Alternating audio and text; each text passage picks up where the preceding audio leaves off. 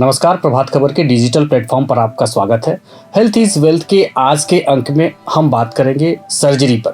Surgery क्यों ज़रूरी है, किन किन बीमारियों के लिए सर्जरी नितांत आवश्यक है और किस स्थिति में हम नई तकनीक का उपयोग कर सर्जरी को आसान बना सकते हैं। इसके लिए आज हमने अपने स्टूडियो में आमंत्रित किया है ऑर्किड अस्पताल के लेप्रोस्कोपिक सर्जन डॉक्टर रंजन जी को। सर, आपका बहुत बहुत स्वागत है।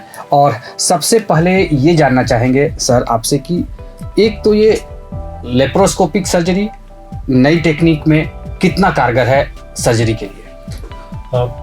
पहले के समय से अभी के समय में अगर एक मरीज से पूछा जाए जिन्होंने 10 साल पहले सर्जरी कराई हो ओपन मेथड से और आज उनको किसी भी कारणवश अगर लेप्रोस्कोपिक सर्जरी कराई है तो सबसे ज़्यादा फर्क उनके मुंह से पता चलता है। पहले के समय में जब बड़ा चीरा लगता था तो सबसे ज़्यादा ऑब्वियस सी बात है कि दर्द भी ज़्यादा होता था। मरीज इसी बात से 4-5 दिनों तक पेशेंट बिस्तर से नहीं हिल पाते थे और इसी कारण से पेशेंट सर्जरी को एक बहुत बड़ा चीज़ मानते हैं। और अधिकतर चीज़ आज भी इसी कारण क्या होता है, कितने मरीज ऐसे होते हैं जो सर्जिकल बीमारी के कारण भी मेडिकल डॉक्टर के पास जाते हैं। उनको लगता है सर्जन के पास जाएंगे तो सर्जरी बोल देंगे और मेडिकल डॉक्टर के पास मेडिकल मेडिसिन से ठीक हो जाएंगे। और इसी के कारण, इसी डर के कारण मेरे ख्याल से लेप्रोस्कोपिक सर्जरी ने बहुत प्रगति की है और जिसके कारण अभी के समय में सर्जरी पहले जैसा दर्द और तकलीफ नहीं होती है और पता भी नहीं चलता है कि कोई इतनी बड़ी सर्जरी हुई। सर, लेप्रोस्कोपी की बात कर रहे हैं कि ये अभी वर्तमान में सबसे अत्याधुनिक सर्जरी के रूप में है, तो इसमें कौन कौन सी बीमारी की सर्जरी हम कर सकते हैं? आजकल के समय में तो जो भी पेट की सर्जरी है, जितने भी अंदर की सर्जरी है, गहराई की सर्जरी है, पेल्विस की सर्जरी है, पेट में सीने की सारी सर्जरी, सब कुछ लेप्रोस्कोपिक से आज उपलब्ध है। दूसरा चीज़ है कि कुछ चीज़ होता है जिसको पहले के समय में नहीं किया जाता था, जैसे कि इंसिजनल हर्निया, मतलब पहले जो ऑपरेशन होने के बाद जो हुआ हर्निया को पहले सर्जरी नहीं किया जाता था। आज भी उसके लिए कुछ ऐसा उपलब्ध है इंस्ट्रूमेंट, ऐसे मेश उपलब्ध है जो कि जिसके द्वारा हम लोग लेप्रोस्कोपिक भी सर्जरी करते हैं। तो आज जो भी सर्जरी हम ओपन में कर रहे हैं, सारी सर्जरी लेप्रोस्कोपिक सर्जरी कर सकते हैं। जी, एक चीज़ और जानना चाहेंगे, जैसे कि जो कॉमन जो बीमारी है उसका एक तो बीमारी का इंडिकेशन, जैसे मुझे लगता है कि सबसे ज़्यादा जो सर्जरी होती है पेट की सर्जरियाँ होती हैं, तो ये एक कॉमन लक्षण जो है, जो एक आम आदमी समझ जाए कि अब जो है मुझे सर्जन के पास मिलना चाहिए, तो वो कौन से लक्षण, जो कॉमन लक्षण है, जो आप बता पाएँ? कॉमन बीमारियां जिनके लिए सर्जरी रिक्वायर्ड होती है उनमें से सबसे ज़्यादा कॉमन इस क्षेत्र में एक तरह से कहा जाए तो गॉल ब्लैडर का स्टोन, पथरी होना, आपके अपेंडिक्स में सूजन आ जाना, पेट में हर्निया हो जाना, किसी भी तरीके का हर्निया, सारे हर्निया लेप्रोस्कोपिकली हो जाती है। प्लस पेट में कोई गांठ होना, गिल्टी हो जाना, अलग से गांठ को काटने की ज़रूरत पड़ना, कोई ट्यूमर हो जाना, इनफैक्ट आंतों का कैंसर, ये सब सारा चीज़ लेप्रोस्कोपिक सर्जरी से करते हैं। बट जो सबसे ज़्यादा कॉमन बीमारियां हैं उनमें से गॉल ब्लैडर स्टोन हुआ, अपेंडिक्स की प्रॉब्लम हुई, हर्निया का प्रॉब्लम हुआ, पाइल्स की प्रॉब्लम हुई, भगंदर नासूर की प्रॉब्लम हुई, ये सब चीज़ बहुत ही ज़्यादा कॉमन है। सर, उसमें जो वही मैंने पूछा कि आपको वो लक्षण क्या होना चाहिए, जो क्या लगे कि अब पेट में दर्द हो जाए या कितना देर तक, या कुछ ऐसा कोई गाइडलाइन है जिसके चलते वो पहुंच जाए डॉक्टर? जनरली पेट के बीमारी का बहुत वेग सा सिम्टम्स रहता है। अलग अलग बीमारियों का अलग अलग पहचान होता है। जैसे गॉल ब्लैडर की पथरी में सारी गॉल ब्लैडर की पथरी को आवश्यक नहीं होता कि आप सर्जरी के लिए जाएं। अगर किसी और कारणवश आप अल्ट्रासाउंड करा रहे हैं और उसमें गॉल ब्लैडर की पथरी मिलती है तो दैट डजंट मीन कि आपको सर्जरी करानी है। तो लोग बहुत डरते हैं इस चीज़ का ओपिनियन लेने से। सर्जरी का मेन इंडिकेशन होता है आपका किसी भी तरह का तकलीफ होना, जैसे कि गॉल ब्लैडर पथरी में सबसे ज़्यादा कॉमन प्रॉब्लम होती है जो लोगों को बहुत ज़्यादा गैस बनना, जो लोग आम प्रॉब्लम समझ के उसके लिए दवा खाते रहते हैं सालों से और जो तकलीफ और जाके आगे बढ़ती है। तो अगर कोई गैस आपको लंबे समय से परेशान कर रही है, अगर 1 से 3 महीने से ज़्यादा आपको परेशान हो रही है, बार बार दवा लेने की ज़रूरत पड़ रही है, तो मेरे ख्याल से आपको उस चीज़ का कारण एक गॉल ब्लैडर की पथरी भी हो सकती है, तो उसके लिए दिखा लेना चाहिए। उसके अलावा कुछ और स्पेसिफिक जो ज़्यादा गॉल ब्लैडर की तरफ से आता है वो होता है पेट में दर्द होना, तेज़ दर्द दाएं तरफ पेट के ऊपरी हिस्से में ये आपका गॉल ब्लैडर का दर्द हो सकता है, और वो पथरी के कारण भी हो सकता है, कुछ और कारण भी हो सकता है, तो उस चीज़ भी वो भी इंडिकेशन है। दूसरा है जैसे कि हर्निया जैसा हुआ। हर्निया का पहचान है कि आपके शरीर में जो पहले नॉर्मल जैसा स्तर पे आपका चमड़ी रहता था, उस पर सूजन सा दिखना, फूला हुआ लगना, और वो फूलन आपके खांसने या जोर लगाने से बढ़ता है, एंड फिर आपके लेटने या आराम करने से गायब सा हो जाना, ये एक हर्निया का पहचान हो सकता है। तो आप जनरली हर्निया के लिए लोग इसलिए कम इंतज़ार करते हैं क्योंकि इसमें दर्द तकलीफ कम होती है लोगों को, बहुत आखिरी स्टेज में या देर जाके दर्द का महसूस होता है, तो उस समय जनरली हर्निया काफ़ी बड़ी हो जाती है, या फिर कुछ उसमें अंदर के पेट के हिस्से का कुछ हिस्सा वहाँ जाके चिपक जाता है, तब वो ऐसा दिक्कत होता है। तो उतनी बड़े हर्निया में दिक्कत होती है कि आपका जितना बड़ा हर्निया होता है उतना चांस वापस होने का, ठीक होने के बावजूद भी चांस ज़्यादा रहता है, क्योंकि उतना वो आपके मांसपेशी उतनी कमज़ोर होते होते ख़राब होती जा रही है। तो उस चीज़ का उतना इंतज़ार नहीं करना चाहिए, और आपको शुरुआती लक्षण जैसे कि आपका सिर्फ सूजन आना बिना दर्द के, तो वो उसके लिए हर्निया का भी चेकअप करा लेना चाहिए। सर आपने कहा पाइल्स जो कॉमन बीमारी है, तो एक तो पाइल्स को लोग छुपाते हैं, बहुत डरते हैं, किसी को तो एक तो पाइल्स कितने प्रकार का होता है वो, और क्या पाइल्स में सर्जरी ही अंतिम उपाय है या कुछ और भी हम चीज़ से उसको नियंत्रित कर सकते हैं? पाइल्स दो तरह के होते हैं, एक अंदरूनी पाइल्स जिसको इंटरनल पाइल्स कहते हैं, एक बाहर वाला पाइल्स जिसको एक्सटर्नल पाइल्स कहते हैं।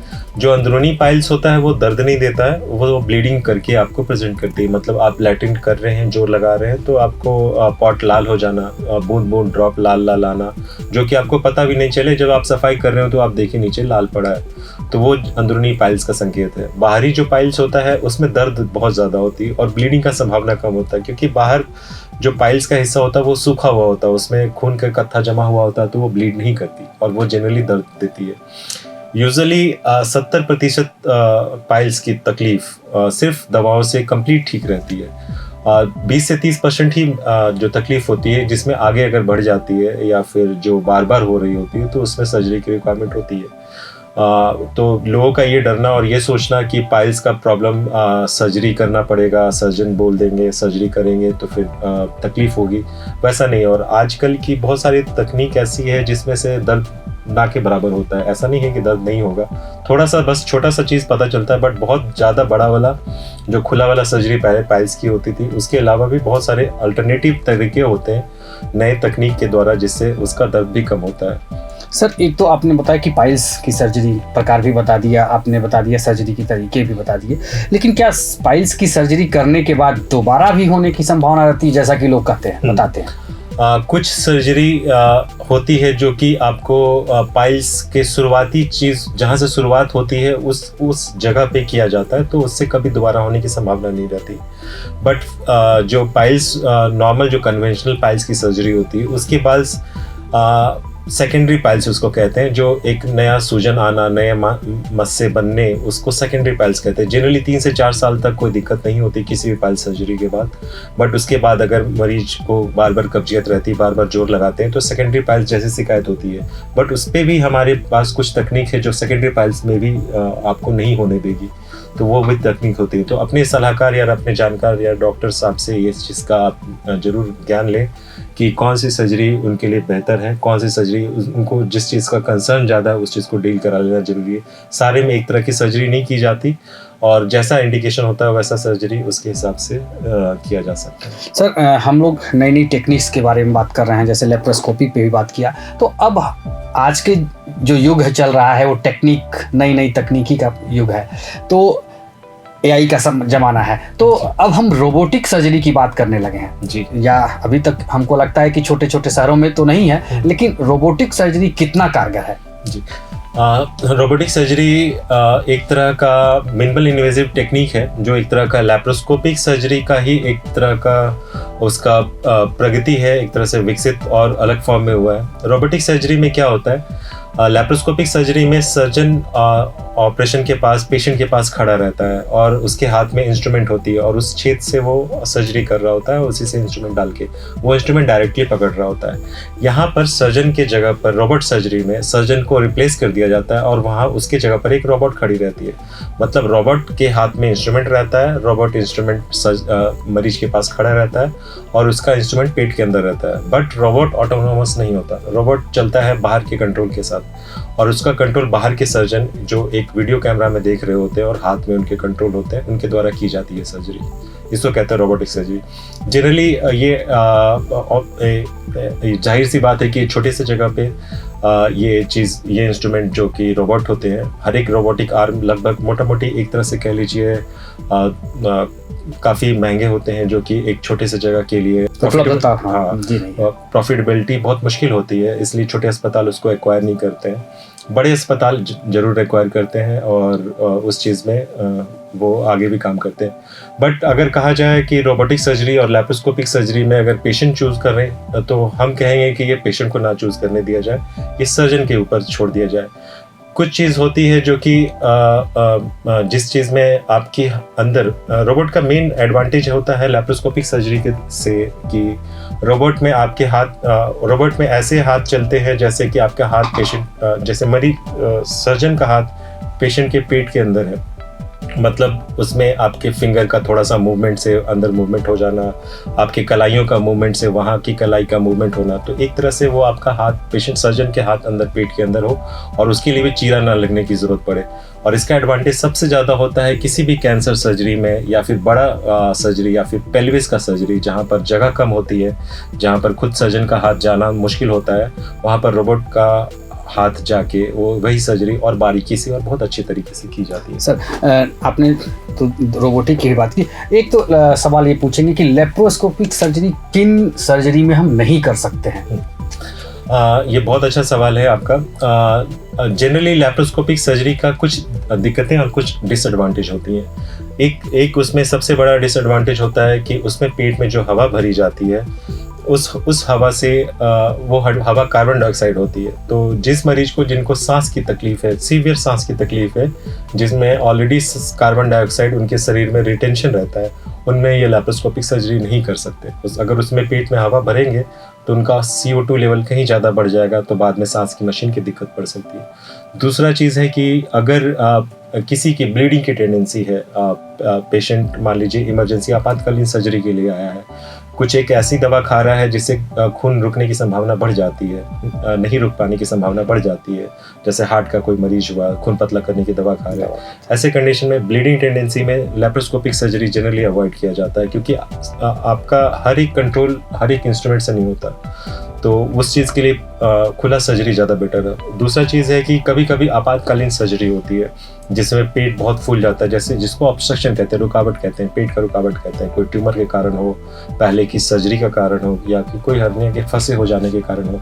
ऐसे जगह पे पेट में इतना जगह नहीं होता जितने आप सेफली इंस्ट्रूमेंट डाल पाए, तो उस चीज़ में ओपन सर्जरी जनरली किया जाता है। या फिर एक और चीज़ हुआ जो कि अभी लोग कुछ जगह पे उस पर भी लैप्रोस्कोपिकली करते हैं, जैसे कि आंतों का फटा होना, पेट में लैट्रिन फैला होना, अपेंडिक्स का फटा होना, जिससे कारण अंदर पूरा पेट में गंदगी फैल जाना, हर जगह चिपकाव होना, ऐसे जगह पर लैप्रोस्कोपिक सर्जरी सेफ नहीं होती और इसीलिए वो लैप्रोस्कोपिक सर्जरी की जगह पर नॉर्मल कन्वेंशनल सर्जरी की जाती है।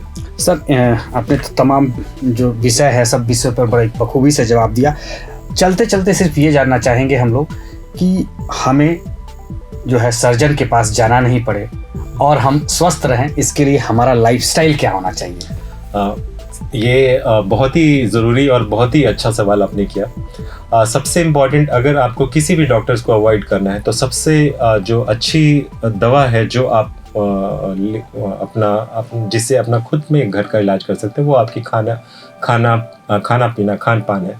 अच्छा खान पान का मतलब है कि आपके डाइट में, आपके दिन भर के दिनचर्या के डाइट में अच्छा चर्बी हो, अच्छा फल हो, फ्रूट्स हो, ये सब सारा चीज़ हो, जिससे कारण आपको किसी चीज़ की तकलीफ नहीं होगी। तो हम लोग इस चीज़ को जनरली कहते हैं कि आप हरी साग सब्जी ज़्यादा खाया करें। उसमें फाइबर होती है, उसमें मिनरल होती हैं, विटामिन्स होती हैं, जो आपको छोटे मोटे तकलीफ होने से रोकती है और आपको शरीर की इम्यूनिटी स्ट्रॉन्ग करती है, जो कि आपको बीमारी से लड़ने से रोकती है। प्लस दूसरा चीज़ है कि आपको समय पे खाना चाहिए। बहुत लोग समय से नहीं खाते हैं। आजकल के लाइफ में भाग दौड़ में लोग में स्ट्रेस इतना है और खाना कभी स्किप करना, ये चीज़ बहुत गलत है।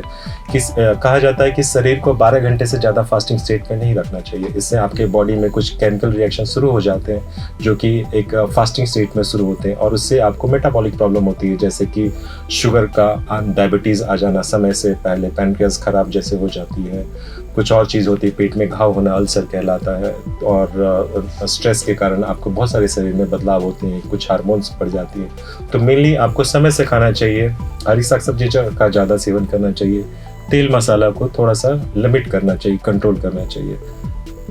तो आपने देखा कि डॉक्टर साहब ने कितनी बखूबी से हमें जानकारी दी कि तकनीक क्या क्या है सर्जरी विभाग में, लेप्रोस्कोपिक, रोबोट्रिक और कई तमाम जो है नई नई तकनीकों के बारे में हमें जानकारी दी।